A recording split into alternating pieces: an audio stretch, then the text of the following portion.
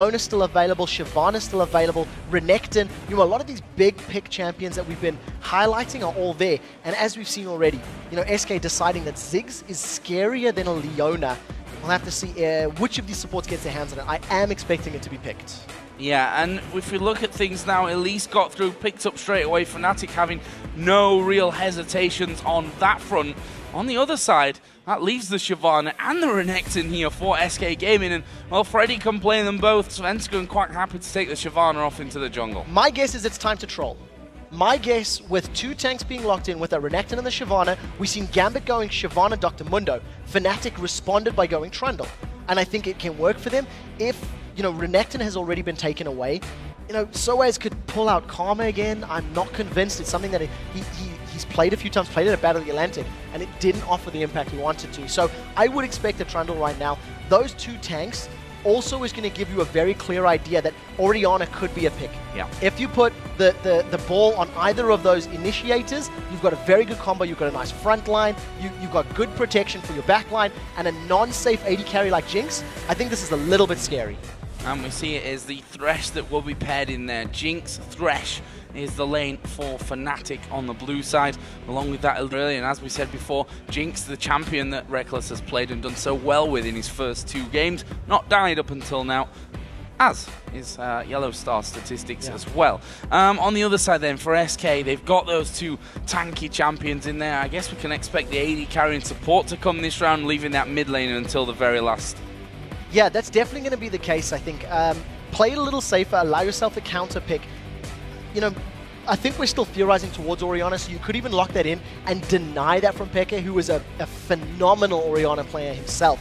My question for Candy Pan is, what AD carry does he want to run? Caitlyn would be a safe long-range pick, and if the Sivir comes in, the Spell Shield will help, but you've got a lot of things that can lock Sivir down. Elise can chase you, use the repel. If you get caught by a hook, you're in trouble. I'm not entirely convinced that's a good defensive pick. However, you throw down on the hunt, you add that to Shyvana and Renekton, and you can chase for days. And Blood Boil now as well, because we've got that Nunu in there, which, if you look at the lineup now, we're thinking support, but will SK have Nunu in the jungle and a Renekton mid laner? Fnatic did it. Fnatic have played that Renekton in the mid lane. Though. Let's be frank. It didn't really, did it? But they have done it, so it's not out of the question completely. On the other side, Shen and Vladimir being hovered over by Fnatic. Don't ever trust Yellow Star, though, in what he hovers not over. yet, but you do see there is a ghost teleport being hovered, for summon spells for Peke, so that could synergize with a Vlad. Before we theorize about that, I do think this is going to be a support Nunu, and I think the idea for team fights now is not necessarily hard CC, it's to run in and out, kite. I do think we're going to see an Orianna being locked in for this mid laner, and that would then give your whole composition so much movement speed. Orianna puts down her dissonance, you get on the hunt from Sivir, you get the burnout from Shyvana, and you can just chase in and out for days. The scary thing about that is the Gragas barrel. It can knock your entire team away. Shen's locked in. I haven't seen a 2014 season Shen. Safe pick for Soaz, and once again, demonstrating he's not really feeling this tank meta right now. Yeah, and the fact that Soaz hates playing Shen, we saw it actually earlier last year where Soaz said, I'm not playing Shen, you can pick Blitzcrank Yellow Star and you can play that Shen in the top lane, I'll play support this game. Don't think that'll be the same this time around though, I think it will be Soaz playing the Shen in the top lane. What are SK going to be finishing off with? And Ahri is what Enrated is currently stood with, so very much a get up in your face team from SK. Very much indeed, and I think the Ahri is a different champion to Orianna, is going to be less utility, but more, I think, pick power is what they're going for. The one thing that they lack is a hard engage. You can have Shyvana diving in there, you can have Renekton diving in there, but there's no Thresh hook, there's no Cocoon, there's one charm really. So this pick, champion pick, is to counter the 4 squishy champions of Fnatic, and in those siege situations, if anyone gets caught by a charm, that's the go button. Charm lands, you throw Renekton and Shyvana on top of it. I think I prefer Fnatic's composition. I think it does better at starting fights, it's better at disengage. However, if Renekton and Shyvana get rolling, there's not a lot of Fnatic that can stop them. Yeah, that disengage, the barrel has to be well placed to knock people away from starting things. The Flay is only going to do so much for them, so this is going to be a real interesting one. SK Gaming New lineup coming in, Enrated, a new support, former Fnatic player. Just so much on the line from this one. And, you know, Fnatic are 2-0, and the last team they want to lose their winning streak to is definitely SK Gaming. But, guys, we're going to check out who you think will win this game. And crunching the numbers, it looks like a whopping 93% of you believe that Fnatic are going to take the win today. Wow. There's not a whole lot I can do to say against that. It's heavily in favor, and rightfully so. For you guys sitting at home, you can let us know who you think will dominate today's games. Head over to lolesports.com, click on schedule, vote with those thumbs up. I think 93% probably realistic, but we've seen Alliance going 0-3. We've seen Super Hard Crew picking up victories here, so you know, it could be the other way around. SK could surprise everybody. There could be a surprise in this one, and that's what games like Fnatic versus SK seem to throw our way constantly on a regular basis. Fnatic have had the better of it recently, though, that's for sure, and we'll see if they can continue that here in this game. Here we are, in-game then, for Fnatic versus SK Gaming, the first time for at least that we'll see it this season. Yeah, we'll have to see how Enrated handles this one. When that massive backdoor happened at Katowice, he was on the team with Becky. He was celebrating along with the rest of Fnatic, and this game, he may be on the receiving end of one of those El Classico moments. Early level, we do see Fnatic once again being involved in one of these early little trades. Yellowstar throws up the hook. And then Rated judges that maybe he knew. He knew Yellowstar was going to aim because of their months of experience together. Funny thing is, we talked about it yesterday, myself and Deficio, that Enrated has always been known as this master tactician at level 1. He's brought so many different ideas to different teams over the years. And that's something that Fnatic might want to kind of shove in his face and say, don't know how much preparation you've done for us, but we're going to do something funky at level 1 here. They've already got positional advantage there on the bottom side of the river. Looks to me like it could be a bit of a bait, trying to make SK feel uncomfortable, trying to put Joe off with the amount of pings that you're throwing down on the bottom side of the map. Or it could be that late invade as well. Yeah, I think it's probably going to be the late invade. The fact that there are so many members of Fnatic grouped up around this blue buff, they want to get in there, deny that to Svenskeren, and maybe slow down his jungle presence. Typical as we start saying that, a little trinket ward gets placed down, and that's going to reveal the members of Fnatic. So they've backed away for the time being, and it does look like they're going to default to their regular lane positions right now. Well, both Enrated and Candy Panda are in there pretty early, but they will be met as they head down by Reckless and Yellowstar. The up until now unkillable duo lane here for Fnatic. We see there the start for Svenskeren in the jungle with Shyvana will be over by the red buff. Cyanide also on the top side of the map here. He has been kicking things off with his blue, going a little bit lower there than what happened over the other side. This mid lane then, Peke on Gragas versus Jesus on the Ahri.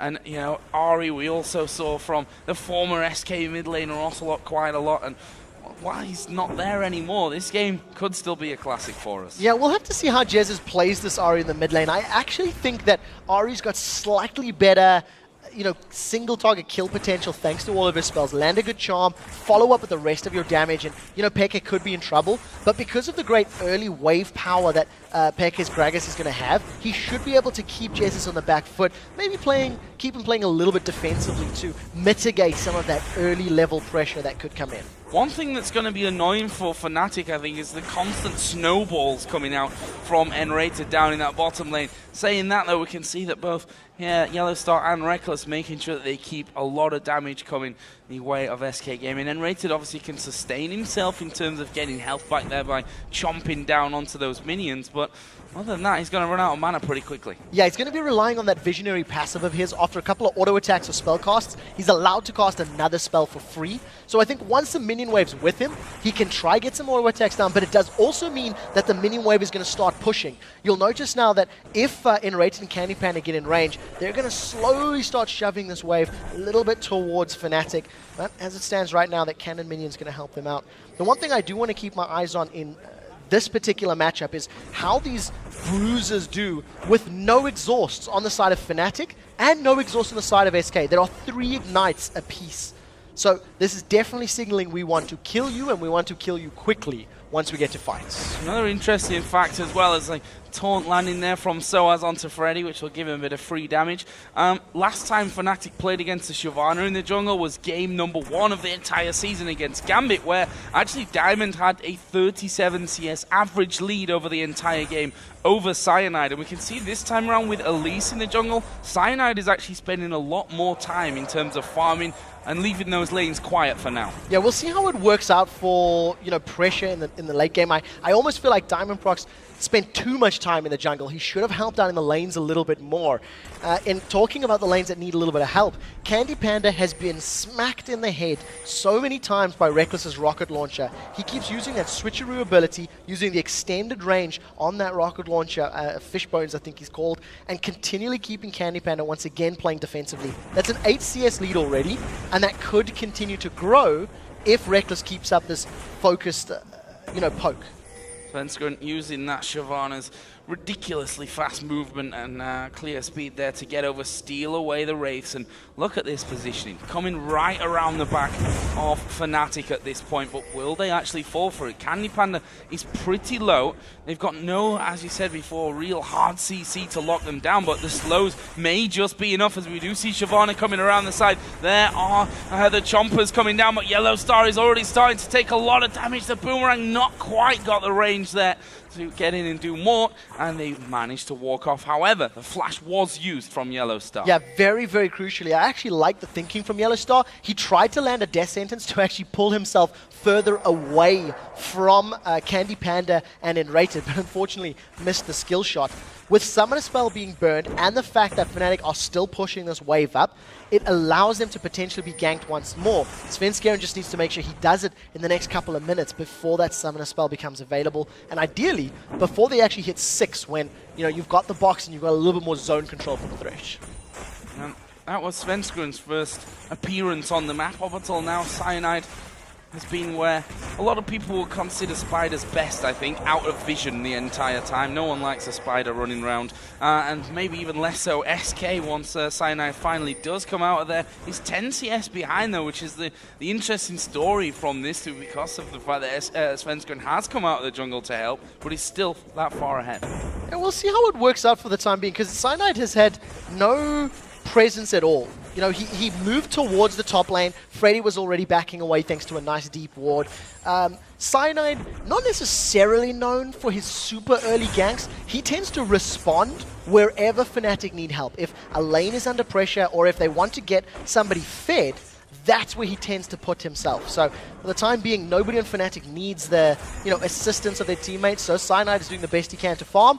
That early power of the burnout from Shyvana is of course allowing Svenskeren to farm earlier and steal camps away. Look at Reckless there, dodging most of the damage from that Boomerang blade. Actually, Yellow Star threw out a flay, and there's the junglers actually meeting each other, and the damage here from Svenskeren already, knocking Cyanide pretty low, but they're going to turn this one around. Svenskeren is level 6, so does have the Dragon to escape. Won't be needed though. Freddy had started to come down. Fnatic decide not to fight, but for how long? Look at Peke's position. Yeah, really good burst damage there from Svenskeren, but thanks to the damage he's now taken, Peke has explosive cast, has ignite as well. Svenskeren's aware of it, I think. Svenskeren hasn't started his red. He's playing this safe, and with 2 members, Fnatic should be able to pick this one up. Oh, Svenskeren spotted here. There's a barrel knocking him right back. Dragon was already used. This Jesus comes in. Peke's going to go low. Finished off there. Jesus picks that one up. Cyanide did finish off Svenskeren as he exits the jungle, but again, similar to what we saw in the last game, a split-second first blood coming in before the reply. And such a good barrel from Peke. That explosive cask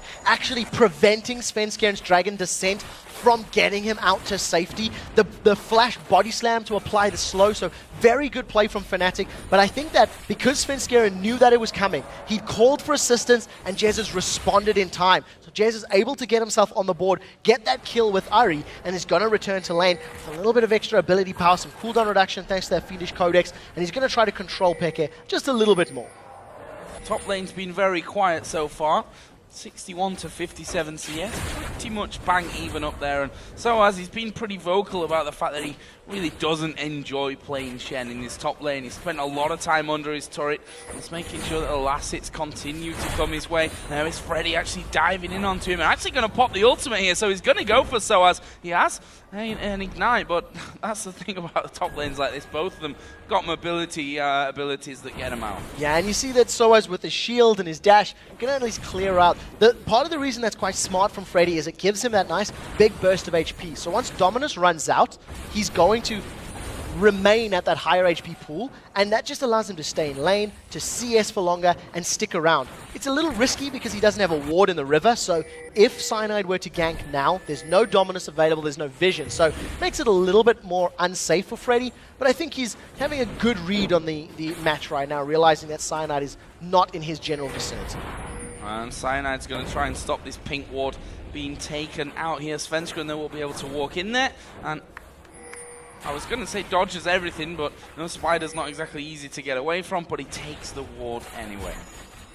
Very dramatic steal of that ward, or denial of that vision. About as exciting as ward takedowns get. Almost as exciting as a top lane battle, actually, at this point in time. Certainly this one. Yeah, this particular matchup right now in terms of the duo lanes, I once again just want to draw your attention to Candy Panda CSing. He is still sitting behind, but this time round is now pushing out a little bit more from his lane. You can see he's caught up now, is up to level 6, so his Ricochet, his Boomerang Blade is allowing him to push the wave just a little bit quicker.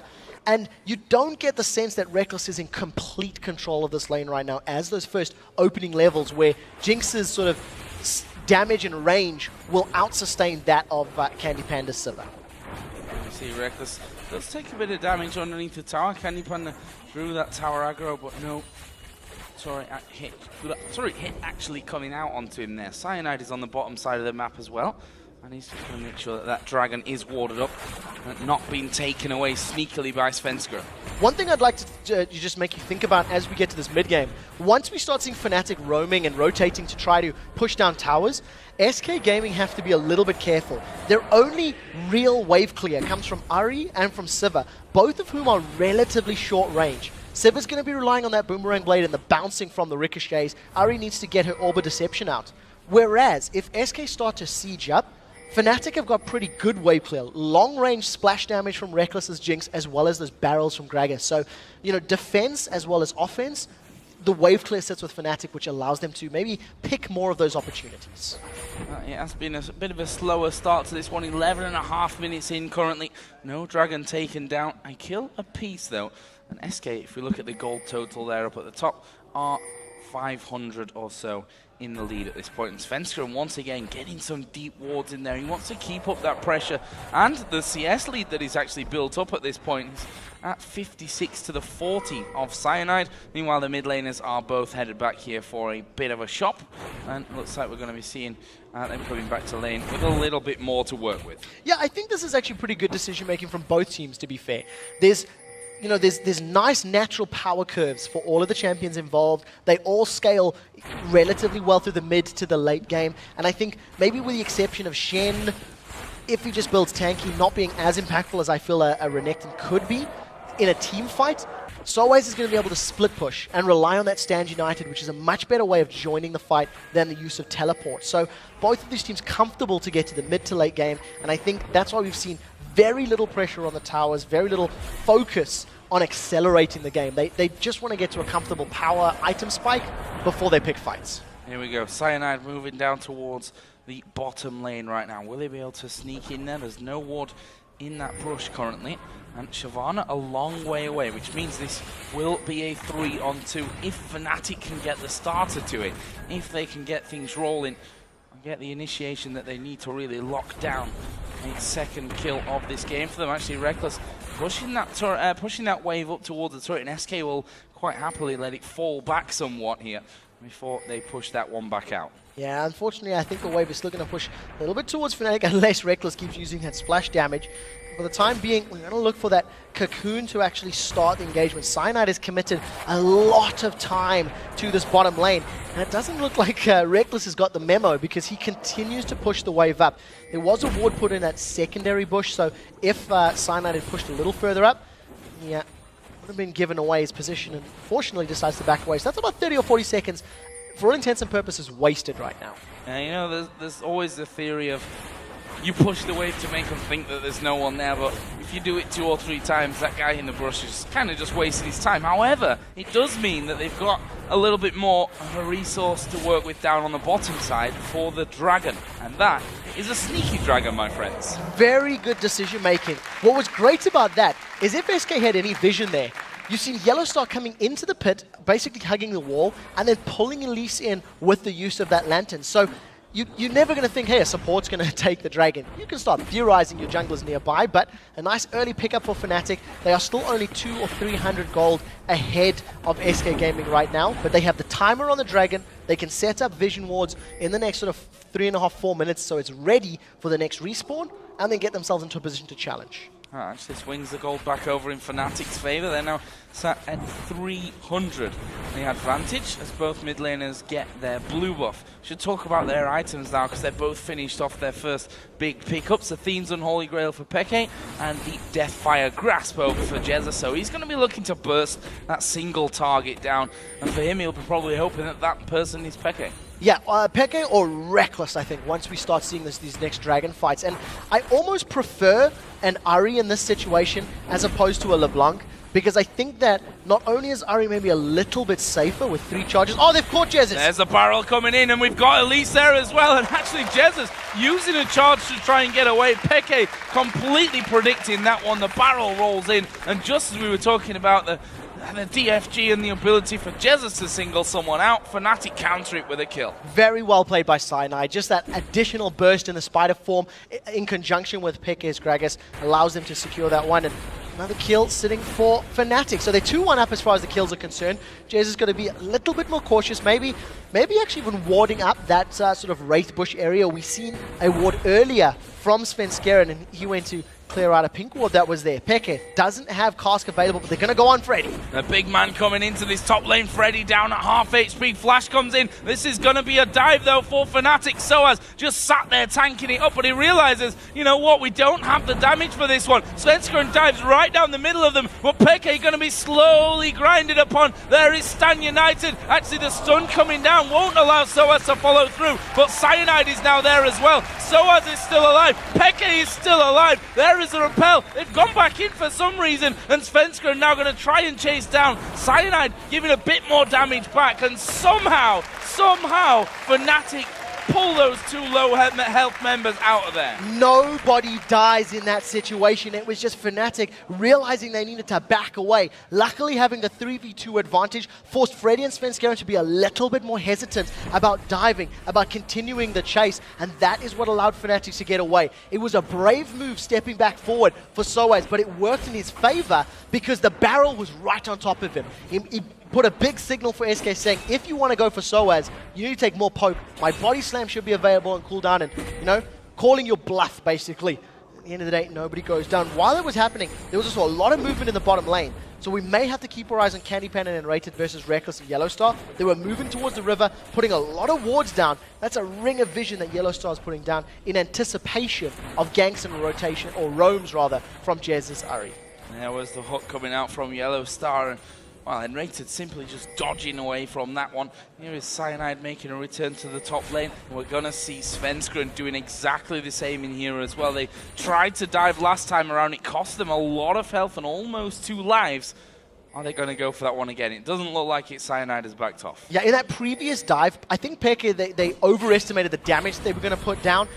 There was no explosive cost available, and it didn't catch out, unfortunately. Svenskeren is still hanging around in the top lane, while Reckless is getting a lot of damage on the tower. Great spell shield from Candy Panda. Perfectly timed. Here comes the absolute zero. The flame chompers are at the back. And Rated goes low. There's a kill from Reckless. And again, we see the super mega death rocket paying dividends for Reckless. They get that kill. Are they going to be able to force the turret down, though, with this wave? The wave is coming up there behind them. We see Candy Panda at just over half HP. He's got a Vamp Scepter to try and bring some of that HP back, but I feel he has to back off with the CC that Yellowstar could throw his way. Yeah, there's nothing that he can really do. Now, Get Excited from Reckless may get him in range to put some damage down. Great spell shield, but if the hook had come immediately after, that would have caught Candy Panda. Freddy has no dominance available, and he dodges. That was close. Let me rephrase. Cyanide He did missed. dodge it, yeah. Yeah, Cyanide missed that one. They've caught Candy. They have caught Candy Panda. Have they got the damage to finish him off? Yes, they have. Just about. Reckless gets that one. The movement speed going to send him packing as Svenskeren tries to chase down. And I tell you what, Svenskeren needs to be a little careful there. They realized that Nunu was coming back into lane, though, and decide enough is enough for us there. Again, Reckless 2-0-0. Great coordination between those two. Yellowstar was backing away down the lane, used the Lantern to save Reckless. Now, we'll talk about that in a second as you see Cyanide is hanging around by the Wraith Bush. If the Explosive Cask knocks Jezzes towards the lane, Cyanide could jump in there. He should just smite this and steal it away. Doesn't even need to. Doesn't even need to. Svenskeren going to go aggressive onto him. There was... Oh, I was going to say the push coming in, and there's the barrel. Wow! That combo from Xpeke. I thought the ultimate had come out at first when half health was gone, but no, that was just the combo of the body slam and the barrel rolling in onto him. That's the power of this Gragas right now. Svenskeren and Cyanide again going head-to-head in the jungle. Cyanide realizes that Pekka can respond and back him up, and that's why Cyanide's playing so brave in that particular situation. Thanks to getting the bottom tower, Yellowstar and Reckless now start the snowball rolling. They roam to mid lane. They get the tower, and you know, when you've got a rod that's needlessly large, that's where Pekka's burst is going to come from, hitting every single ability and barrel. This is going to be another tower for Fnatic. Jinx on towers is never a good sign. Absolutely ripping through there with the items that he's actually got. And we can see that Fnatic going to back away. There's a blue buff for the taking there. We'll see who that actually goes to. We expect it is Cyanides. Yep. SK actually sat in the tri-bush there, maybe trying to set something up, but Dragon is live. 2 turrets have gone down in that mid lane. The kills went Fnatic's way, and SK, this is going to have to be a steal for them possibly. No, they're going to muscle in there. Stand United is available for Soaz, so if Cyanide were to go in and try to steal this one, we could see Soaz channeling on him. They've caught Enrated! They've caught Enrated. Chomper's going down. The box is in position. He's dead. Svenskeren dives in, but he's far too low for that one, and Fnatic may want to keep chasing through from this one. Soaz at the front. Let's see if he can land it. There's a barrel from Pekka in the side. This is going to be a whitewash. Freddy just about getting away, but Reckless and Pekka continue to chase. Oh, so low. And there's a finisher. Jinx again coming up big. And Soaz is not done yet. Ulti pop by Candy Panda to get him out of taunt range. 4 for nothing. The rest of Fnatic are just going to turn around. If they stick on this tower, they can pick it up, alternatively fall back to the Dragon, and all it boils down to is better positioning and better initiation power. The hook there landed. The only initiation that SK has here is a charm. That's the only CC they have to offer. The rest of it is running around, running in circles and trying to prolong a team fight to win. SK cannot afford to get caught out. They cannot afford to be the ones initiated upon because they don't react well enough to it. I don't want to be a bit of a curse here for both Reckless and Yellowstar, but they still haven't died this season in the LCS. Let's watch that Fire Dragon again. And this is the same case. Enrated caught out by that death sentence that we talked about. The only ability that SK Gaming has to lock people in place is the charm. And thanks to Pekka, great read of the situation, lands the cask, knocking both Freddy and Jezzes towards his team. There's nothing that SK could do. Reckless even gets in range thanks to Fishbones and lands that last auto attack. I mean, fact of the matter is, SK are now 6,000 gold down. They've lost 2 dragons in a row. They're 2 towers down, and now Freddy's in trouble. Look how confident Fnatic are playing this one as well. There's a hook coming out. Will land onto him. Chompers are down. Actually flashed away from by Freddy. Probably needed to do that there. I think they would have had the damage to finish off, especially with Reckless's ultimate up. Yeah, if the Chompers had held him in place for 1 or 2 more auto attacks, plus the execution on that Super Mega Death Rocket, that definitely would have finished him off. He's got a fair amount of armor right now, but Sunfire Cape still not completed. Does have Dominus available, but no flash if Yellowstar were to land yet another death sentence. Look how fast they're pushing through these waves now. And he's going to have to try and hold this one here. Freddy Svenskeren's actually on the side of things, but look at Reckless. Look at that tower and its health. Or no health, I should probably is more to the point. That goes down super quickly, and they can continue to push here. Look at the rest of Fnatic. They've caught 2 SK. Oh, is there a barrel coming in here from Peke from the side? Surely will do at some point. Jezus is at half HP. There's the barrel. It actually knocks Jezus away from things, but Reckless picked up the kill nonetheless onto Freddy, and that that is turret number 5 going down here for Fnatic. Now we do see Candy Panda and Narrator trying to do some form of split push, but this is 2 members against Soaz. Soaz should be able to tank up a little bit of damage. The rest of Fnatic, they're on the inhibitor turret. Yeah, and are they going to stop from this one? The minions actually not really there with them, but the damage that they can throw down here is absolutely unstoppable. The bottom lane, there's no way you can get past Soaz to take the tower when he can just taunt you into it up there. Charm actually landing here onto Peke. That could be dangerous for him. A hook lands onto Svenskeren. He gets played back. Here comes Reckless once again, and it's Peke actually with the ignite that picks that one up. But they get the inhib. They go back meanwhile down at the bottom lane. Not only couldn't SK push that turret down, but they couldn't survive the push back from Fnatic. They lost Enrated in the process. Cyanide and Soaz able to defend the tower, pick themselves up a kill. Fnatic are 12-1 up right now, and part of the reason they've got so much control, and part of the reason that they're doing so incredibly well here, is the attack speed that comes out of Jinx. We'll get to that in a second, as long story short, Enrated just gets caught by too much CC. Very good repel from Cyanide, just lands that last little venomous bite, and you know, SK were trying to recall, SK were trying to get back when they were caught out. If you look at Jinx when she's got a minigun out and shooting down, there's a massive attack speed boost that gets added with each consecutive shot, and it allows you to shred through towers. Candy Panda, I'm sorry dude, you're dead. Yeah, he's got a spell shield, but that's only going to block one for him. It actually turns out pretty decent until the fat man arrives from the side. Peke gets one, the other one goes over to Cyanide. That's another turret, I'm afraid. A little bit, well, a lot overextended. There was no vision for SK. Candy Panda shouldn't have been there. Candy Panda should not have been that far up, knowing how far ahead Fnatic are, knowing how little control they have over the map. And I think SK almost got lulled into thinking, well, they got our inhibitor, they got the towers, surely they've recalled, surely they've backed off to spend those copious amounts of gold that they've earned. Soaz recalling right in front of Svenskeren, can't even challenge. If we actually take a look at the gold differences between these individual lanes, there's 1 death on the board here for Peke, and it's in the mid lane. And he is currently 3,000 gold ahead of Jez's. Reckless, on the other hand, you're sitting, what's that, 4,000, if my math isn't terrible? Well, 3.5. Massive numbers. Arithmetic. I don't know why I do it. It's not worth it. But that just tells your story. And if you're a full item or a full ingredient behind, you are so much harder pressed to win team fights. We're only 25 minutes into this game as well, let's not forget.